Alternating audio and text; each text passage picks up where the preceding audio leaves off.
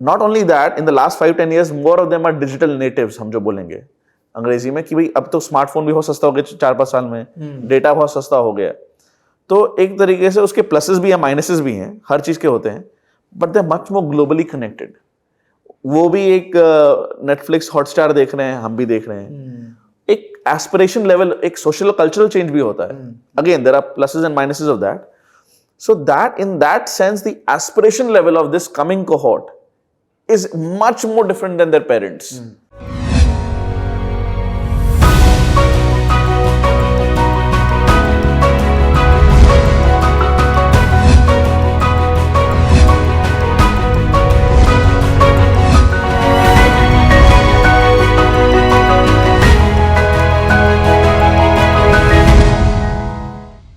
Face to face के एक और वीडियो में दोस्तों आपका स्वागत है। आज के फेस टू फेस में भी धमाल होने वाला है, क्योंकि आज जो गेस्ट मेरे साथ जुड़े हैं उन्होंने 2 बुक लिख डाली है और तीसरी आ रही है, और बहुत ही गजब है बहुत यंग, मुझसे काफ़ी यंग है, लेकिन जो काम वो कर रहे हैं, जो सोच है उनकी, जो थॉट प्रोसेस है, वो अजब है और गजब है।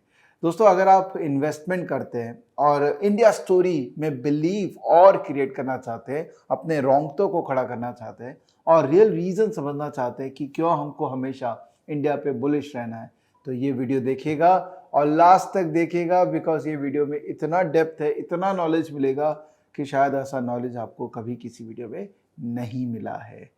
चलिए दोस्तों, आज के इस फेस टू फेस में मैं इनवाइट करता हूं मेरे जो गेस्ट हैं इस फेस टू फेस के लिए, हर्ष गुप्ता मधुसूदन को। Welcome Harsh to face to face. Thank you, Vivek, for having me. It's my pleasure, absolutely. I was so excited. मैं इसकी काफ़ी दिन से वेट कर रहा था, यू नो व्हाट। जी। कब से बताओ? जब से मैंने आपका वो वीडियो देखा, हाँ, right. Interview, the interaction you had with Shashi Tharoor, it was जी। Mind blowing. मज़ा आ गया वीडियो सुन के। धन्यवाद। जो आपने बेस बताया ना इंडिया का, जी। मुझे लगा था यार मुझे हर्ष के साथ एक रिकॉर्ड करना है, because the way you know India is quite different and the whole world should know India the way. धन्यवाद धन्यवाद। तो हर्ष, आपने ना बुक्स लिखी हैं जी। और ये भी एक रीज़न है कि मुझे बहुत एक्साइटमेंट हो रहा है आपसे बात करने में, क्योंकि जो बुक लिखता है ना, वो मजाक नहीं है। हाँ जी। बुक लिखना is a very tough exercise. So you have written 2 books अभी तक? जी, right? मैंने और तीसरी भी आप तैयारी कर रहे हैं? जी 2 पुस्तक लिखी हैं, तीसरी लिख रहा हूँ। हाँ, तो you are from market, kind of from market background, but you have very different background also. जी। तो हम लोग का इंटरेक्शन में first I like to know more about you, so that मेरे जो लर्नर्स है वो आपके बारे में जाने, और फिर हम लोग बहुत इंटरेस्टिंग टॉपिक पे बात करने वाले हैं। बिल्कुल। मैं विवेक के थ्रू आप लोग अपने बारे में बता देता हूँ। मैं कलकत्ते का ही हूँ। पहले मैं IIT दिल्ली गया था, उधर से मैं ड्रॉप आउट करके डार्टमथ कॉलेज, एक US में कॉलेज है, इकोनॉमिक्स पढ़ने के लिए गया। उसके बाद मैंने MIT के साथ काम किया इंडिया के गांव में, स्लम्स में, with 2 professors who later became Nobel prize winners. उसके बाद मैं मार्केट्स में आ गया, फाइनेंस में, कंसल्टिंग में, इन्वेस्टिंग में। CFA किया, कुछ 1-2 डिप्लोमा किए, NCERT से MBA किया, फिर बेन में कुछ साल काम किया UK और US में। फिर उसके बाद वापस आके मुंबई में मार्केट्स में हूँ करीबन 2017-18 से, और कोविड के टाइम हम लोग कलकत्ते आ गए थे। एंड मैंने, आपने कहा पुस्तकें लिखी हैं, फर्स्ट पुस्तक का नाम है डेरिवेटिव्स। वो मैंने अनंत नागेश्वरन और TV सोमनाथन के साथ को ऑथर किया, जो अभी इंडिया के चीफ इकोनॉमिक एडवाइज़र और फाइनेंस सेक्रेटरी हैं। उसको कैम्ब्रिज यूनिवर्सिटी प्रेस ने छापा है, आप उस बुक को खरीद सकते हैं अमेजोन पे। सेकंड बुक का नाम है a new idea of India, जो मेरे मित्र राजीव मंत्री, एक वेंचर कैपिटलिस्ट हैं, उनके साथ को ऑथर किया। वो इंडिया के पूरे बिग पिक्चर पे, पॉलिटिकल इकोनॉमी पे थे। Individual rights in a civilisational state is the subtitle of the book. उस बुक को अमेजॉन वेस्टलैंड ने छापा, अभी पेंगुइन रीपब्लिश कर रही है 2023 में। उस बुक दैट डिड वेल, प्रधानमंत्री नरेंद्र मोदी जी ने उस बुक को ट्विटर में इंडोर्स किया, which is a high point for us, very special day. And ये तीसरी पुस्तक जो मैं लिख रहा हूँ, जिसके बारे में हम एक तरीके से ब्रॉडली उस थीसिस के बारे में बात करेंगे आज, उसका नाम है long India, the world's greatest growth story. तो दैट, उस बुक के बारे में, ये बुक मैं स्वयं लिख रहा हूँ और काफ़ी एक्साइटेड हूँ, और शायद अब ऐसा कोइंसिडेंस हो गया कि टाइमली भी हो जाए ये, जब तक है काफ़ी तकलीफें कुछ पीछे हो जाए, and we might get that bull run. But basically it's not a short term book, it's अगले मान लीजिए 25 साल का एक जनरेशन बुक है, not just for Indian readers, not just हम लोग के डिस्कशन के लिए, इवन फॉर ग्लोबल ऑडियंसेस की, you know, why you should, it's a great growth story, it's a great investment opportunity at scale, and उसके क्या reasons है, हम लोग काफ़ी सुनते आ रहे हैं, लेकिन उस रीजंस पे हम जाएंगे. सो बेसिकली ये पुस्तक लिख रहा हूँ, और मैं नेशनल स्टॉक एक्सचेंज NSE के गिफ्ट सिटी के बोर्ड पे भी हूँ, लेकिन मैं जो भी हमारे व्यूज़ हैं, मेरे व्यूज़ पर्सनल हैं. I am a public interest director on the board of NSE IFSC. बस यही है, इन्वेस्टर, ऑथर एंड ये सब करता हूँ. Amazing. And I know Harsh through an organization called YI, जो कि Young India is a CIA का youth wing है, तो वहाँ पर भी ये जुड़े हुए हैं. And he's amazing what he does. तो इनके कुछ चीज़ें मैं आपको इस वीडियो के नीचे लिंक दे दूंगा. इनकी पुरानी बुक्स जो आपको इंटरेस्टेड हो आप पढ़िएगा ज़रूर. एंड इनका जो इंटरव्यू, इनके जो कुछ वीडियोज़ हैं एक्साइटिंग है, वो आप देखिएगा ज़रूर. So but face to face, Harsh, face to face जो कैप्सूल है, तकरीबन 185 से ज़्यादा इंटरव्यूज हैं. Wow. And it's all related to market, investing, trading. मैंने कुछ देखी में some amazing videos. You do a great job Vivek. Thank you so much. So मुझे ना, I want Harsh as an investor ji to be there today, ठीक है, and talk about India, जी, that why we, this generation Yes. and the new generation, the Gen X or Gen Z or Yes. whatever नाम, millennials, post millennials. जी. तो इस India को हमको क्यों seriously देखना है? Why long India?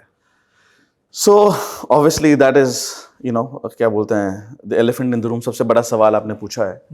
देखिए, अगर आज हम भारत की पर कैपिटा इनकम को देखें, मतलब जो पर पर्सन एक इनकम देखते हैं, सो भारत की जो पर कैपिटा इनकम है वो अमेरिका से करीबन 30-32 गुना कम है आज के दिन. हम 2022-23 में बात कर रहे हैं. ये भारत की करीबन $2,500 पर कैपिटा इनकम है, अमेरिका की $75,000 से ज़्यादा है.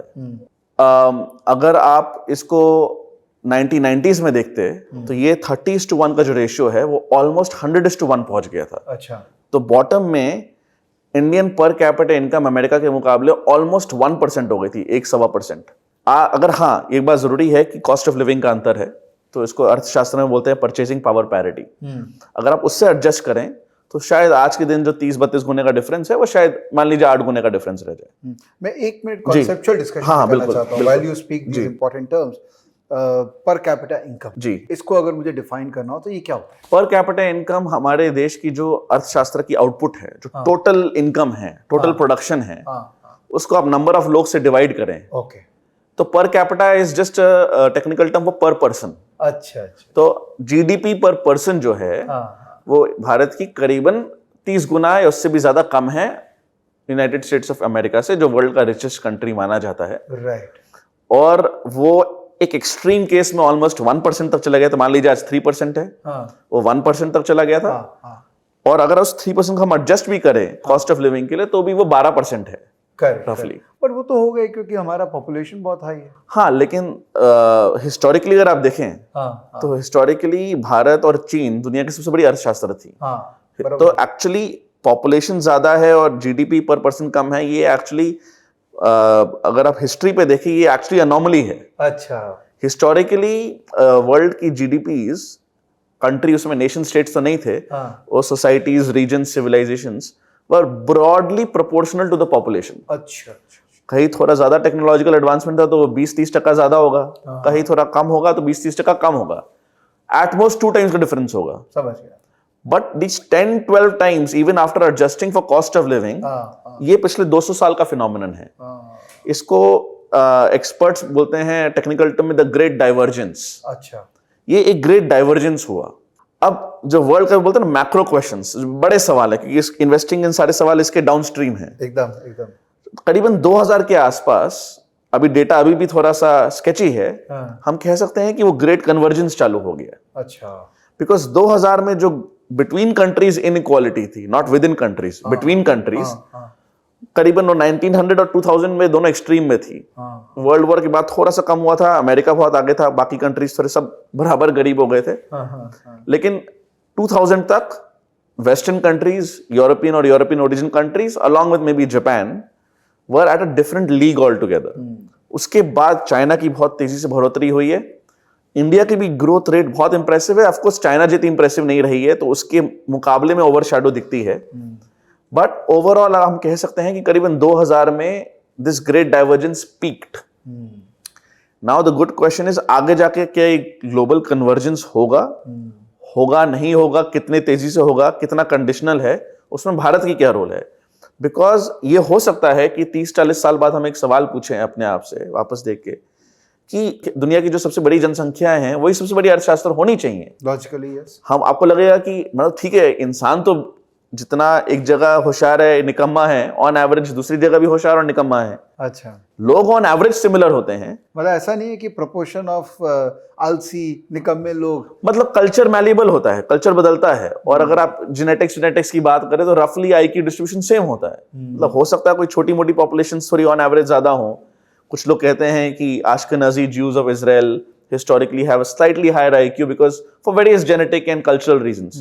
But अगर हम बड़े बड़े कंट्रीज की बात करें on average people are alike. अगर आप उनको similar facilities, health, education दें, जो अपने में बड़ा सवाल हम डिस्कस करेंगे, तो हमारा स्टार्टिंग पॉइंट ये होना चाहिए कि लोग बराबर ऑन एवरेज आउटपुट देंगे इकोनॉमिक टर्म्स में। Then what we have seen in the last 150 years, that becomes the anomaly, not what might again happen. तो ये सबसे बड़ा फ्रेम जानना इसलिए जरूरी है क्योंकि अगर आज एक एवरेज भारतीय का जो पर कैपिटा इनकम आपने टर्म क्लैरिफाई कराया, पर पर्सन जो आउटपुट है वो एक अमेरिकी जितना होता है ऑन एवरेज, ना ज्यादा ना कम, तो जितनी आज पूरी दुनिया की इकोनॉमी की साइज है जो मार्केट एक्सचेंज डॉलर्स में 100 ट्रिलियन के आसपास है, पूरी इंडिया की इकोनॉमी उतनी होती। सो एन इंडिया की economy right now is around 3.5 trillion dollars.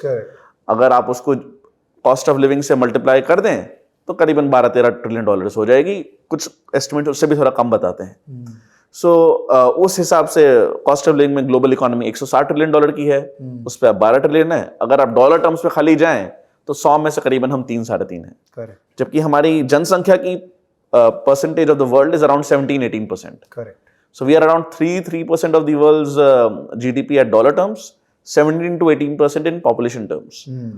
Now the big question is, first of all, are we living in an age of global convergence? So because then that makes the overall question, जो पूरा प्रश्न है वो भारत और भारत के beyond भी हो जाता है। Because उसमें साउथ ईस्ट एशिया भी आ जाएगा, शायद अफ्रीका में डेमोग्राफिक ट्रांजिशन 20 साल बाद हो लेकिन अफ्रीका भी आ जाएगा, और उसमें बहुत सारी नुएंसेस हैं ऑब्वियसली। बट ये बड़ा एक सवाल है। दूसरा बड़ा सवाल है, हम लॉन्ग इंडिया के बारे में बात करते हैं कि अच्छा ग्लोबल ग्रोथ ही कैसे होने वाली है, ग्लोबल इन्फ्लेशन क्या होने वाला है। क्योंकि ये एक बहुत बड़ा सवाल इसलिए है कि ग्लोबल इन्फ्लेशन अभी हम देख रहे हैं 2022 में, जब इन्फ्लेशन हाई होता है तो फेडरल रिजर्व और बाकी लोगों को अपने रेट्स हाइक करने पड़ते हैं, उनको मनी सप्लाई कम करना पड़ता है ताकि थोड़ी सी इकोनॉमी में कूलनेस आ जाए। करेक्ट। और पिछले 10 साल से आपने देखा होगा कि अमीर देशों की जो करेंसीज हैं उनमें जो इंटरेस्ट रेट्स हैं ऑलमोस्ट जीरो थे। अब एक ग्लोबल कन्वर्जेंस डाइवर्जेंस तो 100 साल का सवाल हो गया। मैं आपको अगर 10-15 साल के सवाल पे आऊं तो what kind of interest rates, inflation, dollar कहां होगा, ये एक बहुत इंपॉर्टेंट सवाल है। क्योंकि ठीक है हम अपने जिंदगी में शायद भारत को बहुत आगे देखते हुए जाएं, लेकिन हमको अभी 5-7 साल के लिए भी इन्वेस्ट करना है। करेक्ट। उस पॉइंट ऑफ व्यू से सबसे इंपॉर्टेंट एसेट क्लास दुनिया में is the US dollar. Correct. In the financial markets. Right. US dollars early 1970s में एक उनके प्रेसिडेंट हुआ करते थे रिचर्ड निक्सन। उन्होंने अमेरिका के US डॉलर को गोल्ड स्टैंडर्ड से हटा दिया। Correct. उस सिस्टम का नाम था ब्रेटन वुड्स। उन्होंने ब्रेटन वुड्स से हटा दिया। उन्होंने बोला कि अब डॉलर का गोल्ड से कोई लिंकेज नहीं है, डॉलर ही अपने में, क्योंकि आप यूनाइटेड स्टेट्स गवर्नमेंट पे विश्वास करते हैं या विश्वास करने के सिवा आपके पास ऑप्शन नहीं है, हम बहुत पावरफुल हैं, जो भी आप जैसे इसको इंटरप्रेट करें, dollar is its own credit, its own credibility, fiat currency बोलते हैं इसको अंग्रेजी में। राइट। तो 1970 से 2022 करीबन 50 साल हो गए हैं। आप देखेंगे dollar goes in a cycle.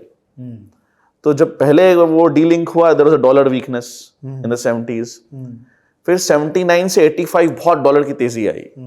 फिर 85 में एक फेमस प्लाजा अकॉर्ड हुआ था, जब अमेरिकन प्रेसिडेंट रोनाल्ड रेगन ने जापान और जर्मनी और यूके को बुला के बोला कि तुम अपनी करेंसीज वीक करो, नहीं तो हम टैरिफ लगा देंगे, क्योंकि हमारी करेंसी इतनी स्ट्रांग हो रही है, हमारी कार इंडस्ट्री, बाकी इंडस्ट्री खोखला हो रही है, इंपोर्ट सस्ते हो रहे हैं। क्योंकि वो बाकी जो कंट्रीज थे वो रिलेटिवली उनके जियोपॉलिटिकल एलाइज भी थे, वो मान गए। तो मान लीजिए 85 से 92 वापस डॉलर वीकनेस रहता है, हुआ था, प्रॉपर्टी प्राइसेस बढ़े थे, फिर 97 में क्रैश किए थे, लेकिन 2002 तक करीबन आते आते डॉलर बहुत स्ट्रांग था और इंडिया ने अपने एक तरीके से बेस स्ट्रांग कर ली थी। Inflation, interest rates, debt deficit, Vajpayee ji के रिफॉर्म्स हुए थे। वेरी सिमिलर टू हम अभी जो बात करेंगे अभी का जो फेज है।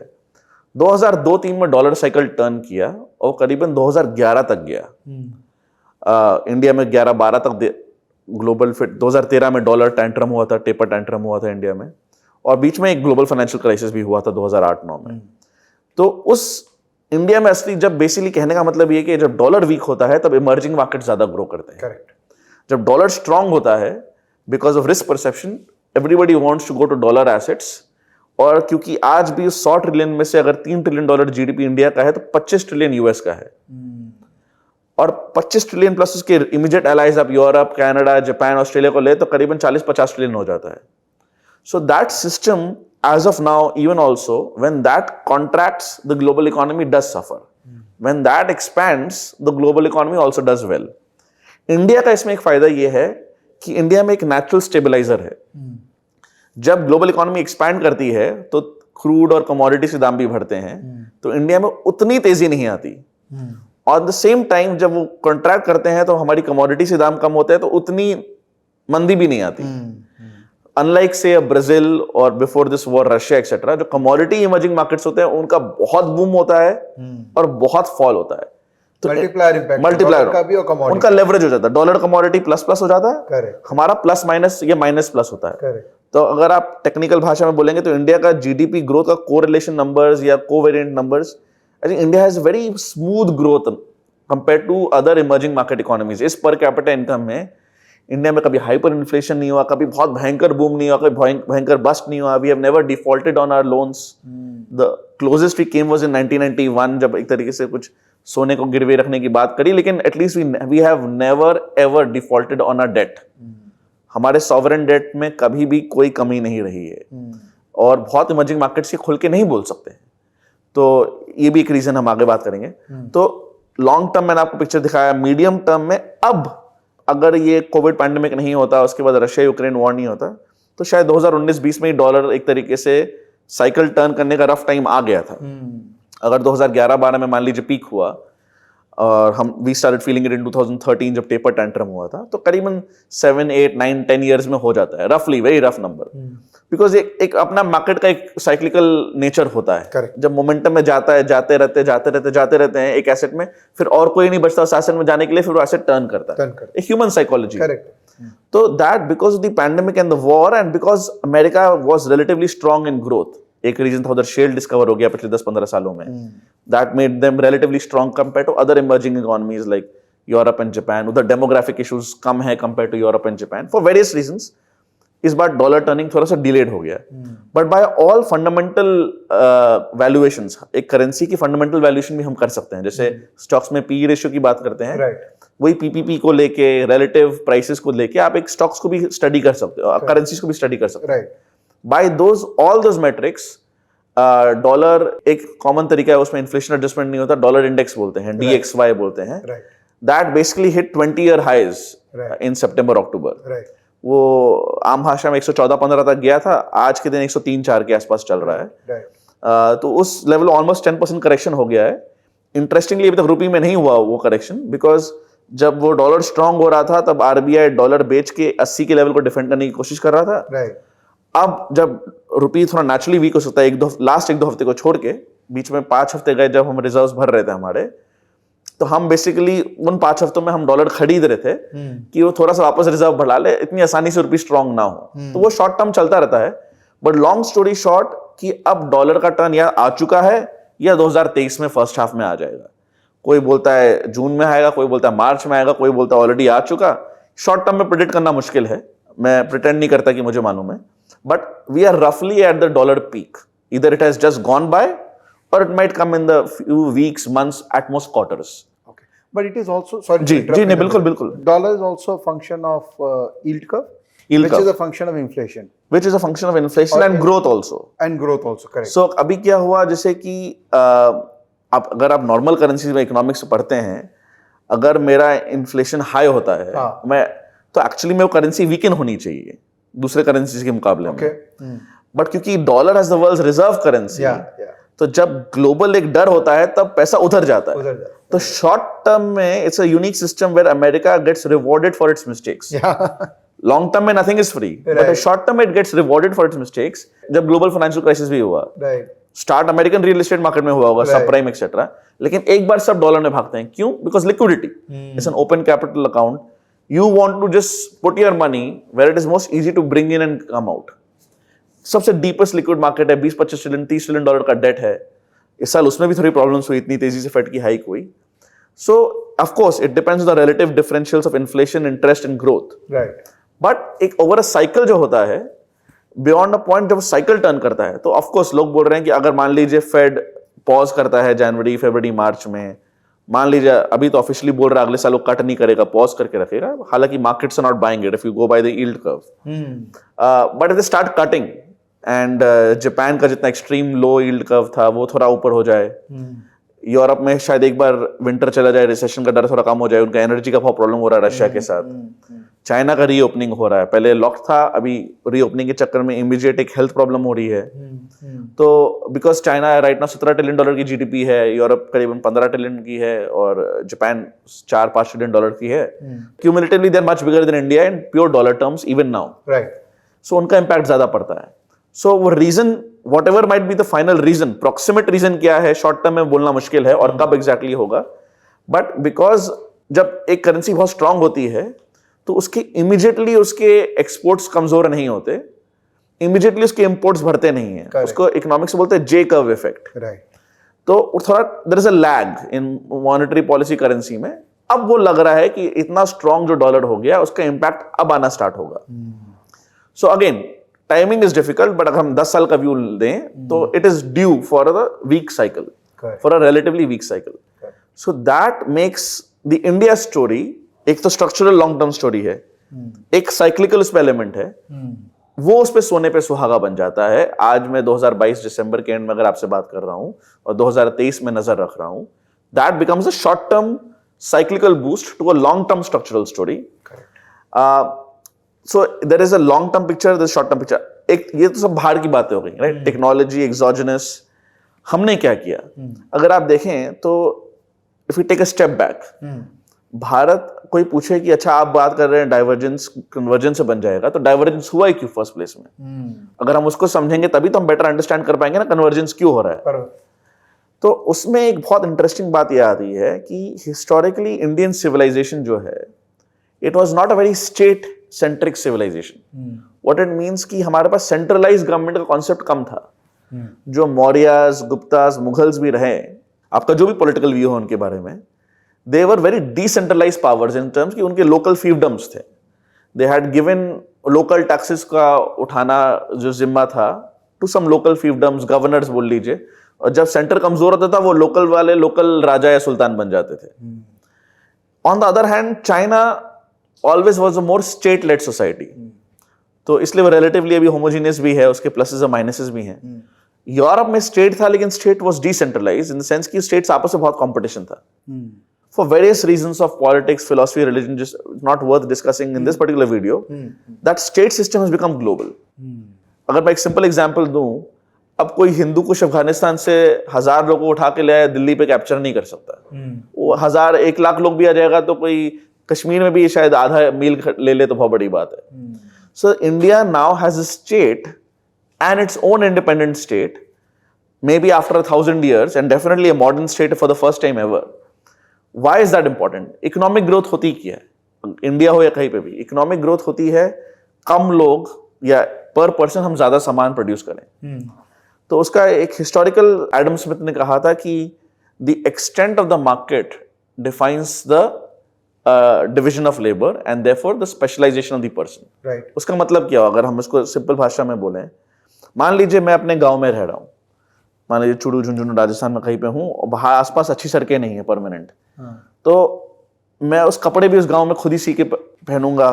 मुझे याद है हम नानी के घर में पहले बचपन में वो लोग पापड़ खुद बनाते थे घर में, right. Small things like that, because when you don't have a mercantile economy, you don't have a commercial economy, a lot of stuff gets done in house.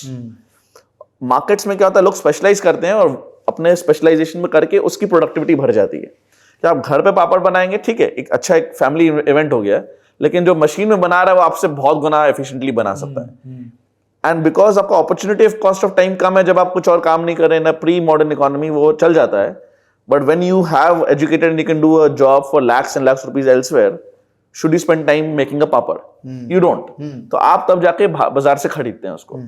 सो जब सड़कें बनी, जब फोन आया, जब एक सिस्टम बना कोर्ट्स का कि लोग खाली अपने कम्युनिटी में ट्रेड ना करें, पूरे देश में ग्लोबली ट्रेड करें, then suddenly the whole world became your oyster. Correct. आज आप जो इतना अच्छा काम कर रहे हैं, मान लीजिए स्टॉक एज या ई-लर्न मार्केट्स में, तो इंटरनेट पे कोई भी देख सकता है ना. Theoretically, that because the world becomes your market, as opposed to if you're physically giving lectures only a particular city के लोग आते थे. Correct. So the scope of the market increases with technology and with the state. The state provides the basic structure. So America, Europe और Japan अमीर कैसे हुए? उन्होंने internally infrastructure बनाया कि मैं अगर न्यूयॉर्क में कुछ प्रोड्यूस कर रहा हूँ तो मैं कैलिफोर्निया में बेच सकता हूँ, मैं लंदन में प्रोड्यूस कर रहा हूँ, मैनचेस्टर में बेच सकता हूँ, टोक्यो से क्योटो बेच सकता हूँ. अंदर उन्होंने एक फाइनेंशियल सिस्टम बनाया कि जो बंदा रिस्क लेना चाहता है उसको लोन या इक्विटी मिले. Basic human capital of education and health बनाया, दैट यू नो लोग एटलीस्ट आपस में बात कर सकते हैं, लिख सकते हैं, बेसिक गणित कर सकते हैं, और at least they are functional enough in health sense कि दे आर नॉट ऑलवेज बीमार या फिर बेचारे उसके कारण बैंकक्रप्ट हो गए.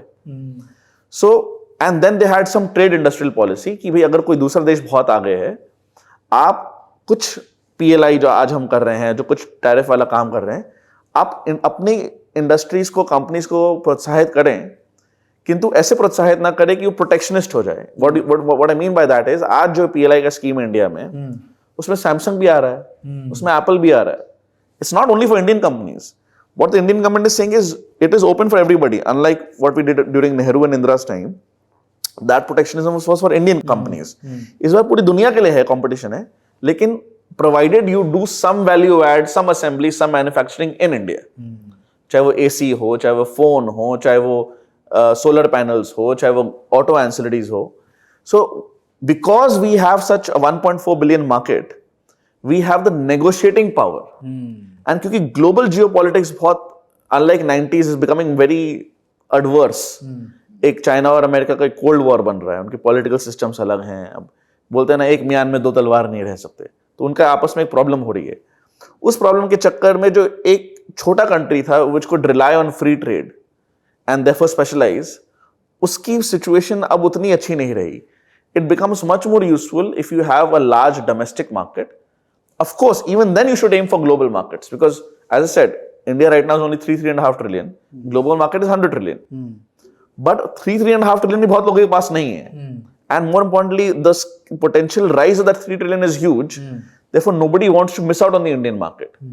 So, what is right now happening is, हमारी जो liberalization हुई, services exports बढ़े, हमने manufacturing थोड़ा weak कर दिया था.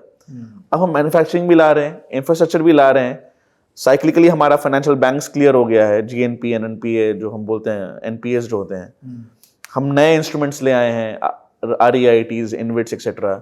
स्टॉक मार्केट हमारा वन ऑफ द वर्ल्ड का मोस्ट स्टेबल और सिक्योर और वेल रेगुलेटेड है. बहुत बार हम फ्रस्ट्रेट होकर सेबी, आरबीआई को कुछ बोलते हैं, but we should also recognise their contributions. You know जो स्कैम्स हुए थे 90s में एक्सेट्रा, उसके बाद आज सब कुछ इलेक्ट्रॉनिक एकदम क्लीन है. You know in fact even on insider trading etcetera there is more and more crackdown and prosecution. So basic financial intermediation, basic infrastructure, ताकि आप डोमेस्टिक मार्केट को यूनाइट करें and use it as a base for global market expansion. Basic human capital, basic political unity and stability. Surprisingly ये चीजें India में actually पहले नहीं थी. So then it comes back to जो हमने स्टार्टिंग किया कि क्या एक एवरेज भारतीय एक एवरेज अमेरिकन से कम या ज्यादा है? नहीं, एक एवरेज इंसान होता है. एक सिस्टम की बात होती है, वो सिस्टम आप धीरे धीरे प्लेस में. डोंट गेट मी रॉन्ग, ये ओवरनाइट नहीं होगा. आज हम जो भारतीय शहरों में रह रहे हैं, ऑब्वियसली ट्रैफिक है, बहुत तकलीफें हैं, लेकिन ये भी बात सच है कि पहले से ईज ऑफ लिविंग कितनी बढ़ गई है. आज अब फोन बिल देने के लिए आपको कहीं जाना नहीं पड़ता, बिजली का बिल देने के लिए जाना नहीं पड़ता, ईज ऑफ डूइंग बिजनेस भी इंक्रीज हुआ है. Much more can be done. So the basics right now are getting in place.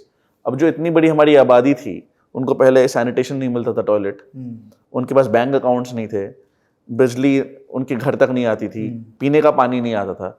ये सब फाइनली हो रहा है. तो अब वो सोचिए ना, जो माँ 5-6 घंटे जाके कुएं से पानी ला रही है या टॉयलेट करने के लिए बेचारी खेतों में जा रही है, डर रही है, घबरा रही है, सेफ्टी, दिन में जाए तो कोई देख ना ले, रात को जाए तो सेफ्टी का इशू है. ये सब बेसिक उनकी चीजें सॉल्व होके अब वो प्रोडक्टिव एफर्ट्स पे फोकस करेंगे ना। अभी तक तो they were only at the subsistence level. आपने उनको सडनली गांव से पक्का रोड बना के इंडियन मार्केट में कनेक्ट कर दिया, और ये जो 4G 5G जियो एयरटेल का रेवोल्यूशन हुआ है इंटरनेट का, सडनली ग्लोबल कर दिया। अगर उनका अगला जो जनरेशन है साइंस, कंप्यूटर साइंस पढ़ ले, थोड़ी इंग्लिश बोल ले, they can do work for an American company. Maybe they will start at back office, then they will go to middle office, then they will go to front office. But अगर वो New York वाला after Covid specially अगर वो Austin outsource कर रहा है, ये सोच के कि ऑस्टिन में कॉस्ट ऑफ लिविंग टेक्सास में न्यूयॉर्क के मुकाबले कम है या कैलिफोर्निया के मुकाबले कम है, तो वो बैंगलोर, हैदराबाद, पुणे, नोएडा भी कर सकता है, कोलकाता भी कर सकता है। कर रहे हैं, यहाँ पर भी लोग कर रहे हैं। कोलकाता में भी एक हर जगह, और इधर भी हो रहा है। आप इतनी बड़ी कंपनी रन कर रहे हैं। सो this is a very early stages of that, where geography is not irrelevant, it is less relevant. Irrelevant बोलना गलत हो जाएगा।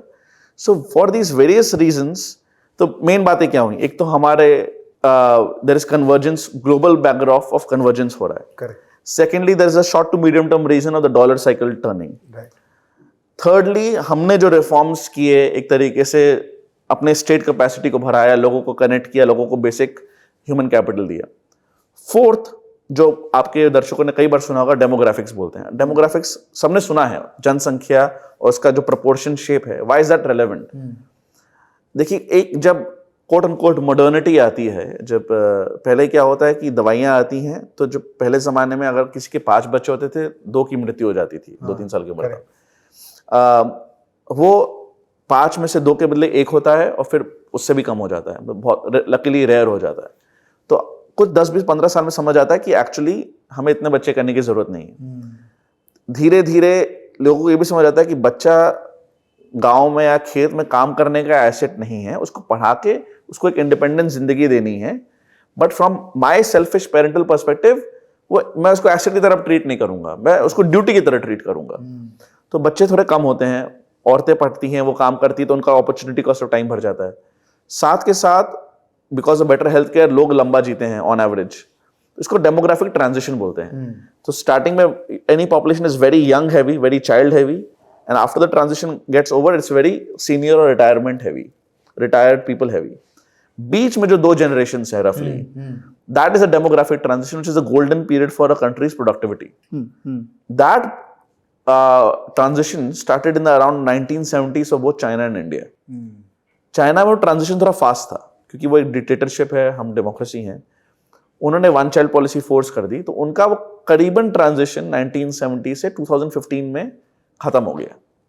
तो the many ways to see the numbers. एक तरीका कि 25 से 65 के बीच में जो लोग हैं, उनका प्रोपोर्शन ऑफ पॉपुलेशन पूरी जनसंख्या के मुकाबले आप देखें, बिकॉज 25 से नीचे लोग अपना कॉलेज कंप्लीट कर रहे हैं, अगर किसी ने थोड़ी जल्दी शादी कर ली, फर्स्ट बच्चे का ख्याल रख रहे हैं, और जो सर्विसेज में जॉब है वो 65 तक भी काम कर सकते हैं, कंसल्टिंग करके। शायद वो बैक ब्रेकिंग मैन्युफैक्चरिंग वर्क ना कर पाए या खेतों में काम ना कर पाए। एक रफ नंबर है। इंडिया का वो जो ट्रांजिशन 1970s में स्टार्ट हुआ चाइना के साथ, वो स्लोअर ट्रांजिशन था, लेकिन वो 2030s 40s may be early 50s तक चले। 2040 तक तो चलेगा। तो करीबन हमारे 20 वर्ष और हैं, जो चाइना का करीबन 5-10 वर्ष पहले खत्म हो गया। तो इसको अगर आपको 25 to 65 पॉपुलेशन देखें, हम we will probably peak it around 90 crore. China is right now 81 crores, it will fall to 70 crores. We are right now at less than 70 crores. तो वो difference in differences 30 करोड़ का है अगले 20-25 साल में।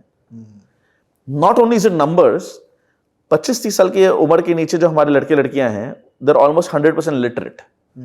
क्वालिटी ऑफ एजुकेशन की मैं बात नहीं कर रहा हूँ, बहुत प्रॉब्लम है, हम समझते हैं, उसमें बहुत मेहनत करनी जरूरी है। बट जो बेसिक लिटरेसी की बात है, खासकर लड़कों और लड़कियों में बराबर भी हैं, और दोनों करीबन 100% के आसपास हैं। और 25 से कम अगर 97-98 होगा, तो 15 के नीचे तो ऑलमोस्ट 100% है। Not only that, in the last 5-10 years more of them are digital natives, हम जो बोलेंगे अंग्रेजी में, कि भाई अब तो स्मार्टफोन भी बहुत सस्ता हो गया 4-5 साल में, डेटा बहुत सस्ता हो गया। तो एक तरीके से उसके प्लसेस भी हैं, माइनसेस भी हैं, हर चीज के होते हैं, but they are much more globally connected.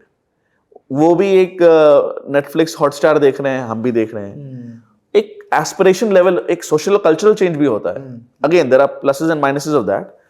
So that in that sense the aspiration level of this coming cohort is much more different than their parents, and it is homogeneous नहीं बोलूंगा, but much more identifiable with each other. some of us might be more privileged, some of us might be less privileged, but the convergence of the dreams is more there than it was say 20-30 years ago. So कहने का मतलब क्या है? More people, better educated people, more aspirational people, a better functioning state, a very starting low base जो global convergence का है, long term, short to medium term, cyclically in a dollar sense, in a market sense. These are all together, these are all tailwinds. Tailwinds हम बोलते हैं जो हमको help करते हैं, headwinds बोलते हैं जो हमें hurt करते हैं. जो बहुत सारे देशों के लिए headwinds हैं, वो हमारे लिए tailwind हैं. For example, debt. इंडिया में personal home loan, personal finance debt to GDP, बाकी इमर्जिंग इकोनॉमीज, मैं एडवांस इकोनॉमीज की बात भी नहीं करता, उसके मुकाबले में बहुत कम है. सो अगेन उसके भी प्लसेस एंड माइनसेस हैं, लेकिन हिस्टोरिकली कल्चर था कि लोन पे कुछ नहीं खरीदना. फिर लोगों ने बोला चल होम लोन तो ले सकते हैं, बाकी चीज करके एक कोई एसेट बनाएंगे, खाली कंजम्पशन के लिए नहीं करेंगे. अब न्यू जनरेशन वो भी थोड़ा चेंज हो रहा है. अगेन उसका डाउन साइड भी है, but on the whole short run में जो बहुत लोग बहुत काम नहीं कर पाते, एक फाइनेंशियल इकोसिस्टम बन गया है कि अगर आपको लगता है आप एमबीए करने के बाद आपकी सैलरी बहुत भर जाएगी, purely because of cash flow reasons आप नहीं कर पा रहे, ये आपका एजुकेशन लोन. करेक्ट. आपको लग रहा है ओवरऑल घर अप्रिशिएट करेगा, आपको इसी शहर में रहना है, रेंट नहीं देना, तो आप ये लीजिए होम लोन, आप एसेट बनाइए. करेक्ट. आप ये लीजिए लोन, आप फैक्ट्री बनाइए. एसएमई प्लेटफॉर्म्स बन गए हैं एनएससी बीएससी में. It becomes easier and easier for people. Venture capital और प्राइवेट इक्विटी का इतना बड़ा इकोसिस्टम बन गया है.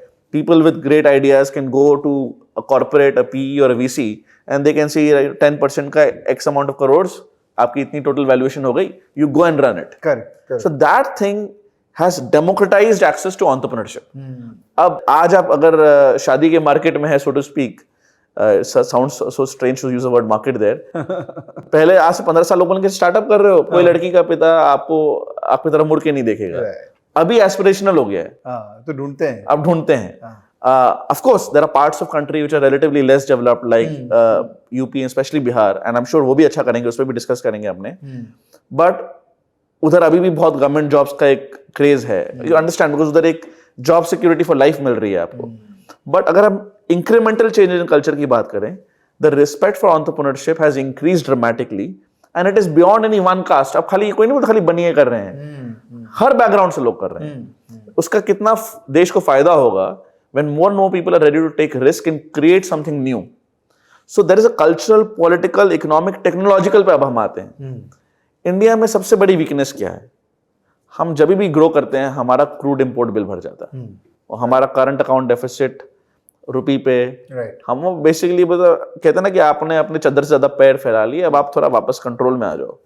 सो अब वो अगर हम देखें, शॉर्ट टर्म में से कोई इलाज नहीं है. आप थोड़ा प्राइवेटाइजेशन कर देंगे, जैसे for example Anil Agarwal is I think through Vedanta, जो केन उन्होंने लिया था, थोड़ा राजस्थान में उनको मिला, पहले का बॉम्बे ऑफशोर है, आसाम में कुछ मिल रहा है. There is some privatisation happening, but domestically crude natural gas और शेल इंडिया में अगले 10-12 साल में तो मुश्किल लग रहा है. बेसिकली इंपोर्ट्स करना पड़ेगा. सो आप टेक्नोलॉजी ही बदल लो. तो अब हम रिन्यूएबल पावर में बहुत जोर से जा रहे हैं. Renewable power is not only important for climate change reasons, not only important for local pollution reasons, both are important, but also to make India relatively energy independent. Because इधर धूप बहुत है, विंड बहुत जगह चलती है, न्यूक्लियर पावर आप लगा सकते हैं, वाटर का जो आप हाइडल पावर है, तो hydel, nuclear, solar and wind, these are the 4 main categories of renewable power. Right. You can count biomass in that. थोड़ा सा वो कंट्रोवर्शियल हो सकता है, because ultimately that land could have been used for food and उसका food inflation हो जाती है. कुछ लोग न्यूक्लियर को नहीं मानते, बट आई थिंक इस रशिया वॉर के बाद लोग, even the Europeans have gone back to nuclear power. So इससे हो क्या रहा है, उसमें भी बहुत नुआंसेस हैं कि भाई सोलर का for example in the last 10-12 years it has fallen, the cost has fallen by an order of magnitude, by around 10 times. 90% से करीबन कम हुआ है. But you need batteries in their, because जब सूरज नहीं चल रहा है, जब विंड नहीं हो रही, if you have to use it or lose it. So of course there is an intermittent problem. So अब बैटरीज आ रही हैं 4 घंटे की, 5 घंटे की, उसका भी एक लर्निंग कॉस्ट होगा, उसका दाम कम होगा धीरे धीरे. देन रात को जब नहीं है सूरज, then you can use the energy stored for रात को एसी चलाने के लिए, for example. And a lot of the new projects are actually solar plus wind plus storage. And some storage is not just battery, some are using hydel, कि पानी के ऊपर store कर दिया फिर नीचे से उसको चला लिया. कुछ अलग अलग टेक्नोलॉजी यूज कर रहे हैं. But it is happening rapidly in India and in globally. Correct. And within India also, India बोल रहा है कि हम थोड़ा इसमें मेक इन इंडिया करेंगे, पूरा चाइनीज सोलर पैनल इंपोर्ट्स पे डिपेंड नहीं करेंगे. तो शॉर्ट टर्म में थोड़ा दाम बढ़ सकता है, लॉन्ग टर्म में हमारा एक और इकोसिस्टम बन जाएगा. सो दैट अलॉन्ग विथ, अब हाइड्रोजन की बात चल रही है, अडानी और अंबानी लोगों ने बड़े बड़े प्रोजेक्ट्स डिक्लेयर किए हैं. So it should take a 10-year view instead of a 1-year view. You know, Bill Gates, I think other people, somebody else said that we always overestimate what we can do in 1 year. We always underestimate what we can do in 10 years. अगर आप एक 10-year view लें, तो maybe even if in absolute amounts, volume or dollar, crude imports may not fall in India, may even slightly increase, but as a percentage of GDP, it will fall. Correct. So and it has already fallen to some extent. Once that happens, it becomes much easier for you to finance your current account deficit. Right. So that is on the import side. और technology में जो हमने discuss किया, ये जो अब 4G से अब हम 5G की बात कर रहे हैं, मेटावर्स से बहुत हाइप हुआ था, क्रिप्टो का एक्सेट्रा, बट एक बेसिक जो मिक्स्ड रियलिटी बोलते हैं, ऑगमेंटेड रियलिटी, वर्चुअल रियलिटी, या just a better version of zoom and Skype. Right. उससे क्या होगा कि देखिए कैलकाटा में आपको मालूम है, for $5,000 a year, you will get fairly good college educated people doing fairly good stuff, right? That's like more than 4 lakh rupees. Yeah. $5,000 में तो पर मंथ में आपको न्यूयॉर्क में कोई नहीं मिलेगा, मतलब forget year, right?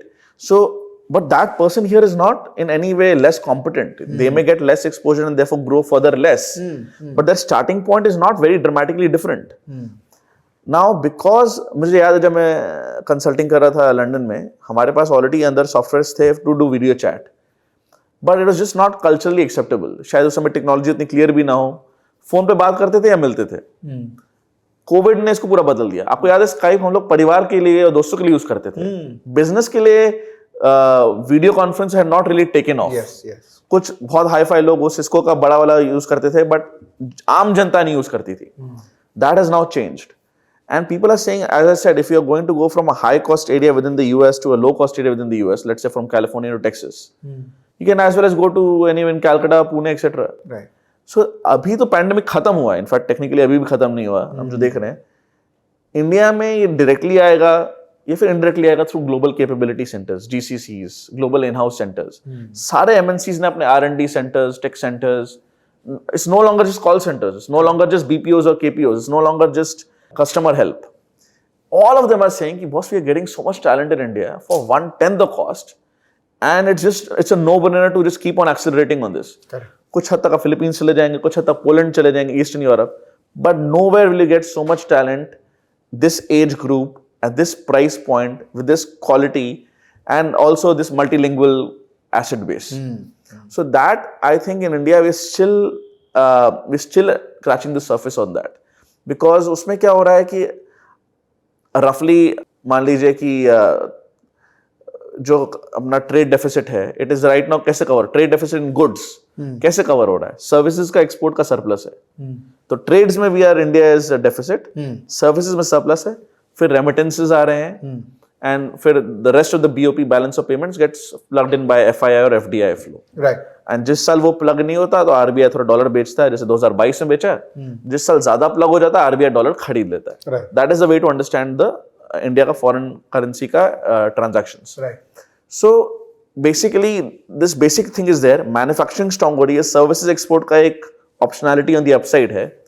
All this makes for an excellent economic background. अब इसमें एक खाली फाइनल पॉइंट बोलूंगा before we go a bit more to the markets, is अगर आप 1970s, जैसे मैंने डेमोग्राफिक ट्रांजिशन की बात करी, और मेरे हिसाब से 1977 was actually one of the key turning points which people appreciate less about the India story. 47 की सब बात करते हैं, 91 की सब बात करते हैं. 77 में इमरजेंसी खत्म हुई. Indira Gandhi as a prime minister, उनके बहुत अच्छे पार्ट्स भी थे, बहुत बुरे पार्ट्स भी थे, बट 77 में जब इमरजेंसी खत्म हुई तब ये तय हो गया कि इंडिया डेमोक्रेसी रहेगी. कि अब कोई भी डेमोक्रेटिकली इलेक्टेड लीडर का तानाशाह बनना चाहेगा तो वो नहीं इंडिया सहेगा. Because she got defeated comprehensively in 77. She came back in 1980, but लोगों ने तब माफ किया, लेकिन 77 में माफ नहीं किया. तो दैट बिकॉज इंडिया जो इतनी डिवर्स सोसाइटी है, जिसका बेस धर्मा हम बोलते हैं, it remains United through democracy. China relatively homogeneous हो गया, बहुत सालों से वो रहा है एक स्टेट, हजारों सालों से, उनका अलग डायनामिक्स है. तो इंडिया एक बार डेमोक्रेसी हो गया तो उसके बाद 80s 90s एक तरीके से होना इनएविटेबल हो गया था, because you starting from such a low base, such a large population. तो एनीवे 70s में हुआ, तब से हम देख रहे हैं कि इंडिया की GDP per capita, real inflation adjusted GDP per capita in rupee terms, अगर आप एक ग्राफ बनाएंगे फ्रॉम से 79 टू 2019, 2020 में तो पैंडेमिक हो गया, उसका एक 10-year मूविंग एवरेज, जैसे हम लोग स्टॉक्स में मूविंग एवरेज करते हैं, just to smoothen it out, it's not straight line, almost straight line. हर 10 साल वो 1 परसेंटेज पॉइंट से भर रहा है। तो I think it was around 6% from 2009 to 2019। तो आप उसे पॉपुलेशन ऐड करिए, और अगर if that trend continues, if trend is your friend, in 2020 that should be around 7% plus population growth in rupee terms, plus inflation, dollar वो बाद में आएगा। So the dollar, as I said, could actually weaken in this decade. So ये already चला आ रहा है। तो पहली बात ये, मैं जो बोल रहा हूँ ये ऐसा नहीं कि इस साल स्टार्ट हो रहा है, इस साल वो साइक्लिकली और बूस्ट हो सकता है, बट ये ट्रेंड ऑलरेडी चला आ रहा है। Now why is that important कि ठीक है, आपका ये बेस हो गया, ये ऑलरेडी बना जा रहा है। सो बेसिकली 70 से लेके अभी तक वो ऑलरेडी ग्रोथ ट्रेंड क्लियर है। Now the question is what happens going forward. Let's come to the markets more broadly now. तो because अब हम अगर मार्केट में इक्विटी मार्केट्स की बात करेंगे, रफली स्पीकिंग वर्ल्ड की जीडीपी जो कहा था 100 ट्रिलियन थी इस साल, रफली speaking the market cap was 100 trillion. Correct, very रफली, रफ नंबर्स बता रहा हूं, of course it changes every day with currency and numbers etcetera. Very रफली स्पीकिंग इंडिया का GDP and market cap both are above 3 trillion, but probably slightly less than 3.5 trillion right now. Right. कुछ countries में market cap GDP कम होता है, कुछ में ज्यादा होता है। जर्मनी में कम है, वो बैंक लेड मॉडल है, अमेरिका इक्विटी लेड मॉडल है। इंडिया में, India is one of the few, probably one of the largest number of listed companies and very diverse base across industries. Like for example, Canada might be much richer, but half the companies might be natural resource companies there. तो India में करीबन 5,000 listed companies हैं, मान लीजिए 1,000-2,000 defunct भी हैं, तो 3,000 solid companies हैं, जिसका रिफॉर्म के कारण GST and demonetization, good or bad whatever, overall they have been forced to formalize and be more honest with their profits that they show, which is good for retail investors, right? Because हम we can't control the companies on a management basis. So 100 trillion में से 3.5 trillion India का market cap है। Now what is उसमें से करीबन half is Nifty 50, रफली half. सो अगर हमारा मान लीजिए 3.4 ट्रिलियन अगर मार्केट कैप है इंडिया का, and I could be wrong, I'll check, but roughly a half is NSE 50, top 50 companies. You're correct. Yeah. So now one way to think is, what is this number? This number is nothing but profit multiplied with the PE multiple. Right. Right? अब India का profit भी cyclical है, corporate profit to GDP ratio, that peaked around 7% in 2007. Okay. And bottomed around 2% in 2020. Okay. So that also broadly follows the business cycle, the dollar cycle, etc. Right. I think this year we could be 4% or slightly less. So for example, the July, August, September quarter was slightly less क्योंकि तेल का दाम बहुत बढ़ गया तो margins थोड़े कम हो गए थे. So I think it was 3.5 or 3.6% for the quarter. But let us say for this whole year, let us say it's 3.5-4%. That number for the US right now is I think 10-11%. Of course, they also export a lot of stuff from outside. So the corporate profit is not only for things sold within the US. India, by the way, is one of the few emerging markets which has a larger footprint in the sense that Godrej sells hair coloring stuff in Africa. Like Eicher Motors sells scooters or bikes, these luxury bikes in Latin America. Correct. So we are doing more in the global south, Latin America, Africa, Southeast Asia. But of course, IT companies are selling in Europe, America, US. Right.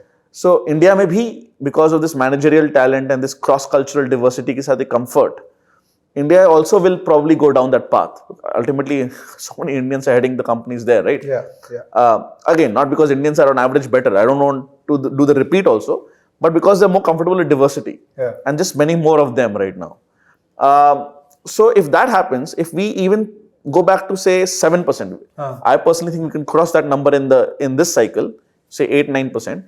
But even if we go to 7%, that's roughly a double from here, right? In terms of GDP. And फिर GDP भी बढ़ेगा. So GDP, उसमें we can discuss whether it's 7-8% growth. आप inflation add कर लीजिए 4-5% का. Rupee terms में हो गया. And for a dollar denominated investor, if rupee actually slightly appreciates, then that's the extra added bonus.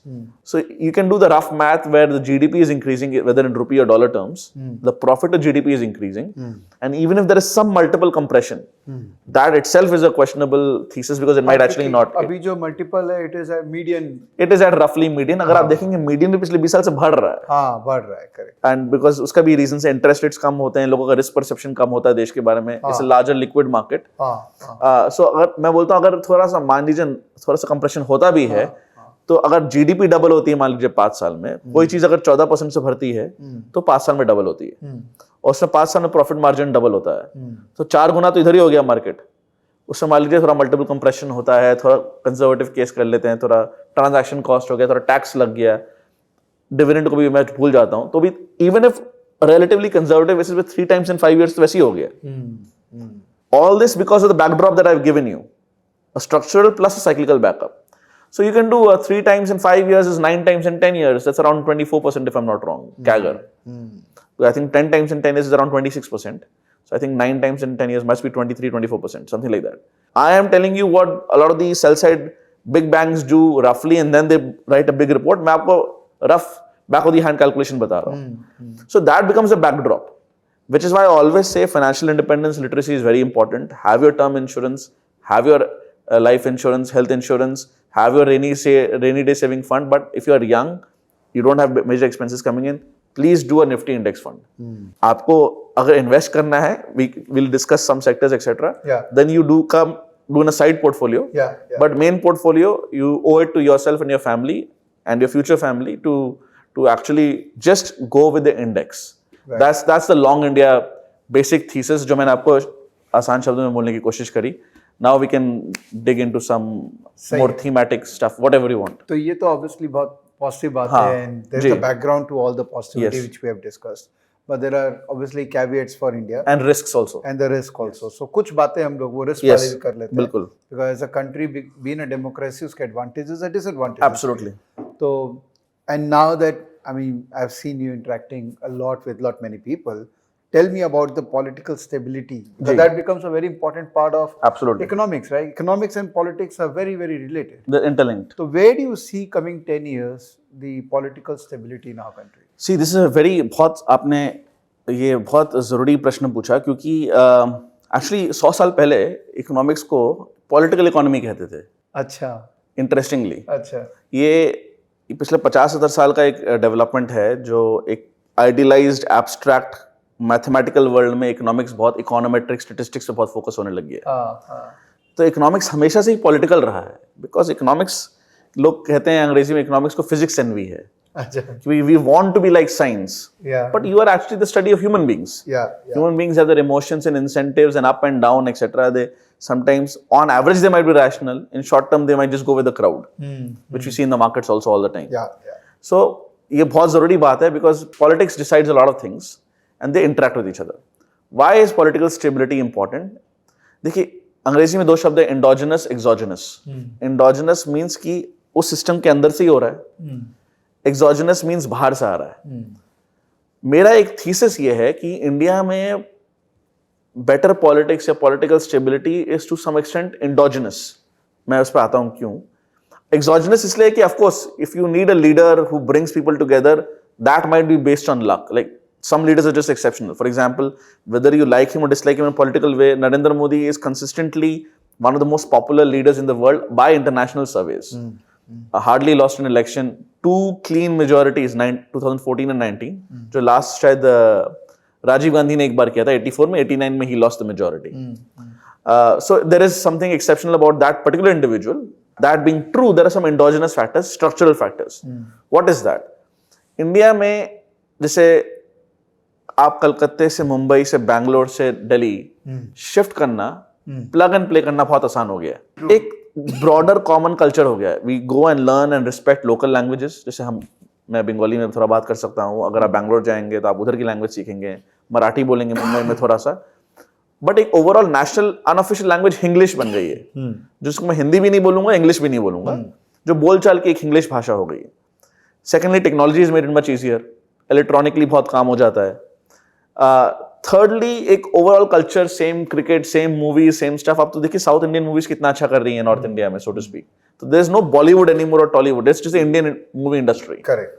So culturally, we are getting more united. We're still diverse, but we're getting more united. Caste and language के जो पहले barriers थे वो थोड़े पहले से weak हो रहे हैं. Right. उसके कारण क्या हो रहा है कि people are, पहले क्या कहते थे इंडिया में, India is an aggregation of local elections. The Indian general elections is nothing but an aggregation of local elections. Similarly, state elections is nothing but an aggregation of local district level factors. Right. That is not fully wrong anymore. It is partially true. But India में increasing the elections are wave elections, not just for BJP, even for opponents of BJP at the state level perhaps. जब जीतते हैं तो clear जीतते हैं. उसका मतलब क्या है? उसका मतलब ये है कि there is a national sense कि देश को इधर जाना है. There is a regional sense कि state election में इसको support करना है. वो same बंदा शायद state election में BJP के opponent को वोट दे और लोकसभा election में BJP को vote they. So it's not a partisan thing. So there is a sense of कि देश का किस चीज से भला होगा, because there is a greater identification with each other. Right. We might share a common ancestral district, but we have other common interests also. And tomorrow somebody who might be from a common district but does not have a common interest, मेरी शायद उससे ज्यादा दोस्ती हो जाए compared to somebody जिससे खाली मेरे एक family relationship है extended, but common कुछ ना हो. So in that sense, so Vivek, India is basically getting more socially, culturally integrated. And that is reflecting in our political choices. So, which is why India में अब पहले क्या था, ये थोड़ा semi feudal patronage based system था. अभी भी corruption पूरा खत्म हो गया, ये बोलना गलत होगा. लेकिन state capacity और competence पहले से better हुई है. And लोगों का एक national will and state elections में regional will अब clear हो रहा है. तो उससे क्या होता है कि जब, अगर एक example देता हूँ, infrastructure is a classic long gestation investment. आप अब short term pain, long term gain. Short term pain बहुत ऑब्वियस है, अगर मेट्रो बन रहा है 3-4 साल तक तो वैसी छोटी सड़क है वो और आधी छोटी हो गई, आपका रोज का आना जाने का और प्रॉब्लम हो गया. बट बिकॉज लोगों में वो अवेयरनेस है, there despite they are not happy necessarily, but they understand इसका लार्जर पर्पस क्या है, जैसे ये करना जरूरी है. इस चीज के लिए मैं इस पॉलिटिशियन को पनिश करना गलत हो जाएगा. अल्टीमेटली हो तो रहा देश के लिए ना. So I think that maturity and that coherence has increased. The country's average median age is 28-29. 10-15 साल पहले शायद 22-23-24 था. Average education level has increased. Social integration has increased. So I'm no longer just talking about my language, my family, my caste, my region. I'm thinking that also, but I'm also thinking about the broader country, broader civilization. उसका future क्या होगा? मेरे बच्चे कैसे देश में बड़े होंगे? So I think that change is also relatively new in India. So उसका जो पात्र है, उसका जो बेनिफिशियरी है, आज एक पार्टी है, आज एक लीडर है, कल कोई और हो सकता है. That mindset will not go away. समझ गया. So that is a key political change in terms of stability. Our democracy is very stable. Even during the peak of the Modi waves, some states the BJP has never won. So जो लोग बोलते थे कि election फर्जी है, वो बेचारे बोल नहीं पाते क्योंकि कोई और भी जीत रहा है. So in that sense, almost everybody has a stake in Indian democracy. मैं कहना की टर्निंग पॉइंट along with 47, 91, 77 भी इसलिए था. समझ गया. So that, and think about China for example. China had a great run last 40 years approximately. After Mao Zedong died, Deng Xiaoping informally instituted a collective leadership model. जहाँ पे America में तो FDR के बाद उन्होंने फॉर्मली लॉ बना दिया कि no one supreme leader or leader will have more than 2 terms. Xi Jinping finally broke this. This year he finally got his 3rd term in 2022. Now suddenly there is no democracy there. Suddenly everything that you thought was predictable about China, you said, "अच्छा democracy कोई बात नहीं, but I know the system कैसे work करता है ना." Right. Suddenly all bets are off. After Russia, Ukraine, it has become even more awkward because लोगों को लग रहा है कि अगर by chance ताइवान में कुछ होता है नहीं होता है, even otherwise, he suddenly clamped down on their edtech industry 2-3 साल पहले, on the tuitions industry. Then suddenly on their Alibabas, etc., some of the fintech companies. Then on the real estate, it was due, fine, but the policy uncertainty, volatility has gone dramatically up. And therefore, some people are saying, okay, China is very large, you cannot ignore it. At the same time, it's not as investable as it used to be. So India has, as you said, there's a democracy tax. कोई नहीं बन रहा, कागड़ा metro पता नहीं कितने साल से बन रहा है, बन ही जा रहा है, but बन जाएगा, delayed है. But there's also a democracy premium. For example, in a PE multiples, right? I mean, we have state companies, we have private satellite companies. Correct. Our average ROE is high. It is cyclical. It goes up and down along with savings to GDP. But that democracy premium allows people to say that, okay, India has been around for 75 years in its modern form. It has never defaulted on its debt. Foreign investors have been putting in money and taking out money for so many decades now. Right. So I can actually put money in. In fact, the next shoe to fall in a positive sense will be Indian bonds. We'll enter Indian global bond indices. Even if global yields go up, which I don't think is a separate hypothesis, Indian to global bond yield ka convergence hoga. So Indian assets to that extent will be slightly higher valued because obviously yield fall hoga, so it's a cap rate system. So for these various political reasons, that gives the backdrop for India to do better. Of course, there are risks. For example, some states are right now bringing the old pension system back. NPS ke pehle jo tha, defined benefit system and not defined contribution. So a few government employees ke pensions ke liye jo number बढ़ रहा है, you basically taxing the current population. Correct. अभी कुछ ही states लाए हैं, the union government is opposing it. So there are always risks. There are always delays. There are environmental issues, there are legal issues, there are court delays, etc. But on the whole, there is no other way to keep this country united and run it. If you accept that thesis, that in turn gives you the scale जो आपको PL आज बांग्लादेश अगर बोलेगा कि you must follow my PLI and tariffs, otherwise you don't want to enter Bangladesh. Maybe 10 years from now that's an attractive proposition. But today people बोलेंगे ठीक है बाद में सोचेंगे. But India में आप ये नहीं बोल सकते हो आज के दिन. You'll suddenly lose out a massive market. And Apple has said that 1/4 of all iPhones will be assembled in India by 2025. Sure, a lot of the value add will still be imported from outside. And their Taiwanese subsidiaries or companies or affiliates will do the... But कुछ तो हो रहा है ना, कुछ इधर employment create हो रही है. So I think that political backdrop, what keeps the country united, dharma, in a very positive, in a very broad sense, at the same time keeps it diverse, but what keeps it together, democracy, they're all becoming clearer and stronger. So party badle, leaders badle, but that basic coherence is not going away. If at all, I see it becoming stronger. So ये political stability वाला question को आप side ही कर देते हैं. हाँ. But actually में इसके बारे में सोचना ही नहीं चाहिए because India We are fortunate at this point from within our lifetimes at least that it will probably get better. Sure. For all the challenges. थोड़ा मार्केट पे और बात करते हैं. Let's because we are towards the end of the faggot of the discussion. तो sectors. I'm not going to take stock views from you, but considering this entire backdrop and the kind of opportunities we have, किस तरह के sectors में ज्यादा tailwinds नजर आ रहे हैं?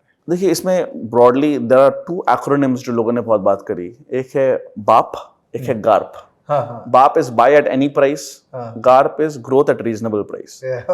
तो मैं इसलिए इससे स्टार्ट कर रहा हूँ आपको कॉन्टेक्स्ट मिले कि बाप is never fine in that market sense.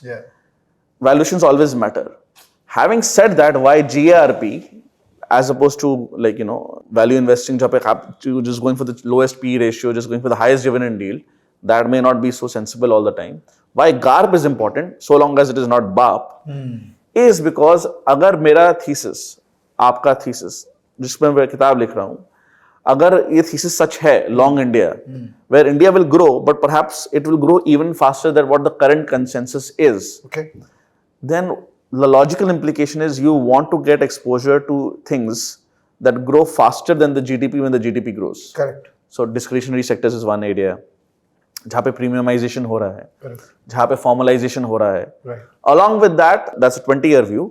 Along with that, if the cyclical view is correct, things which are also cyclically on an upwind. Right, things which might be like financials, maybe parts of real estate, might be manufacturing, auto ancillaries, etc. But a broader framework, मैं हमेशा बोलता हूँ, so where there is more discretionary consumption, we can call it the S curve. India की बहुत सारी पर capita income में for example चीजें होती है जो नहीं खरीदते हैं और फिर अचानक से $500,000 के अंदर बहुत लोग सब खरीद लेते हैं. जैसे इंडिया का AC पेनिट्रेशन चाइना से बहुत कम है. करेक्ट. लेकिन इंडिया में चाइना से गर्मी ज्यादा है. So there is a certain range where it suddenly shoots up. After $10,000 is not every AC है तो AC है. Then you're not buying more ACs just because you get richer. At the same time जब पैसे नहीं है, then the first AC is what matters and that comes. So there is an S curve in many products or industries. So try to find out at what per capita income, what industry or sector or theme hits that inflection point. Be there. Second point is, of course, within that you look for corporate governance, etc. Third part is there, but यहाँ पे technological obsolescence कम हो. यहाँ पे जहाँ पे जिसको Warren Buffett की language में मोट बोलते हैं. मैं जैसे आपको एक सिंपल एग्जांपल देता हूँ. आई मीन स्टॉक्स तो नहीं डिस्कस करना. For example movie industry might still going to a multiplex might still do very well in India, for example, because we don't have enough good parks in India right now. There's no family recreation out time.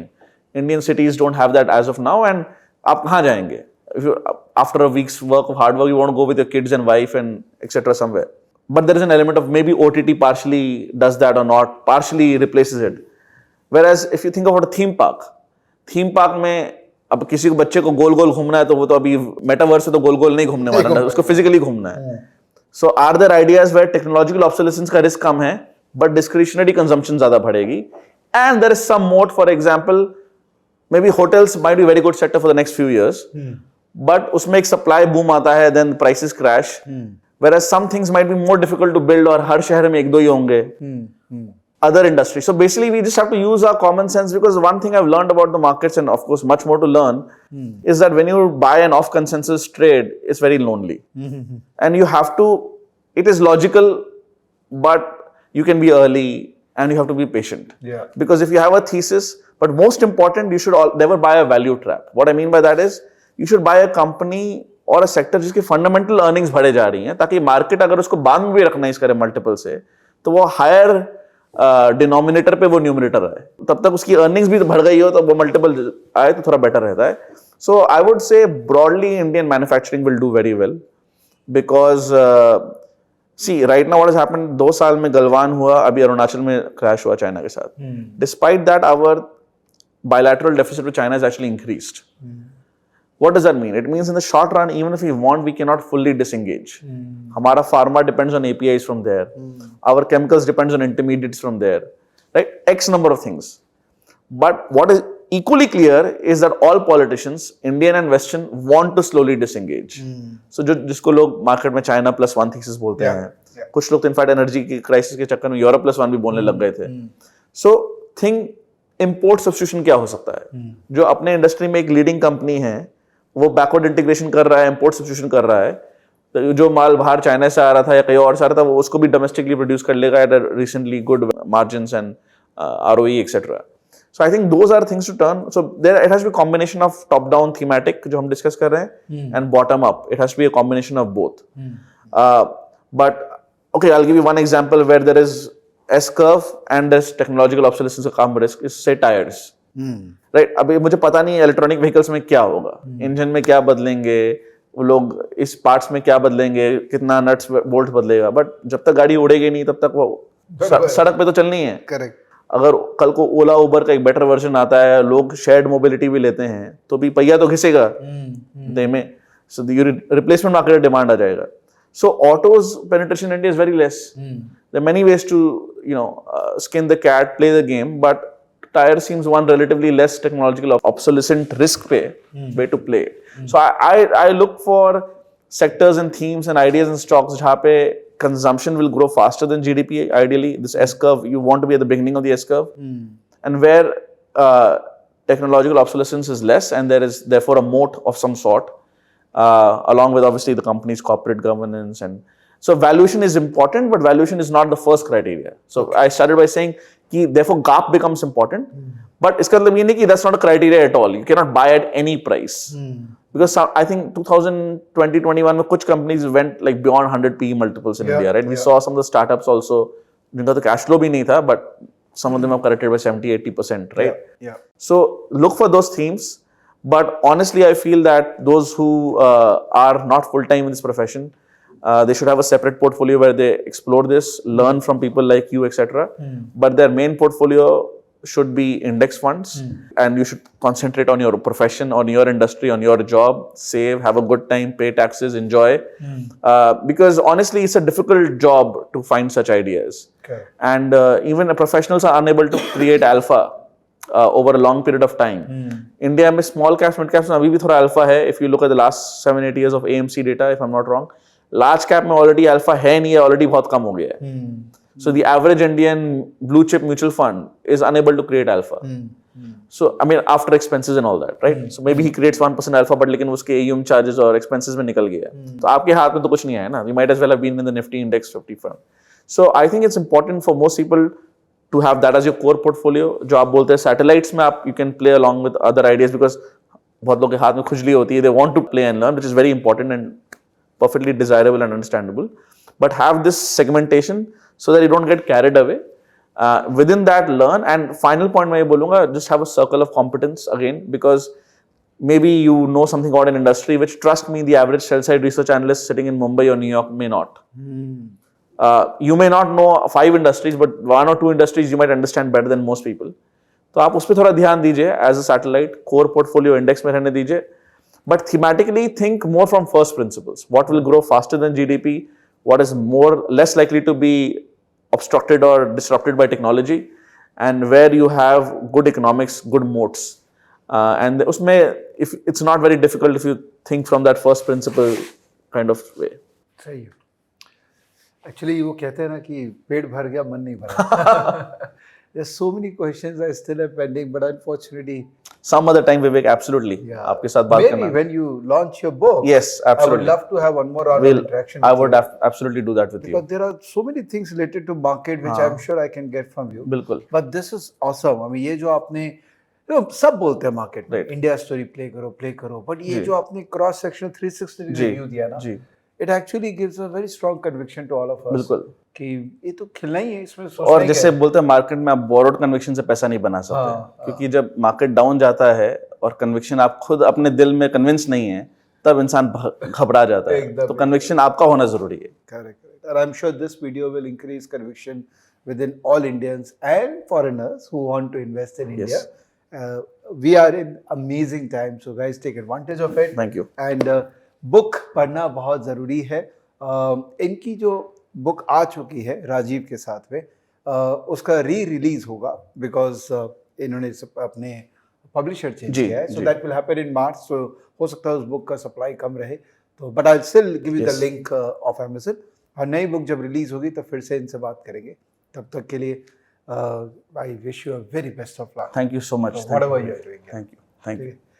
Thank you दोस्तों, ये video देखने के लिए. It was different video, there is no doubt about it. अभी तक जो face to face किया है सबके अलग अलग डायमेंशंस रहे, बट इतना डीप इंडिया के बारे में मुझे नहीं पता था. And I am sure that you will also acknowledge this. So keep visiting this channel again and again and learning new things from us. Thank you. Take care. Bye-bye.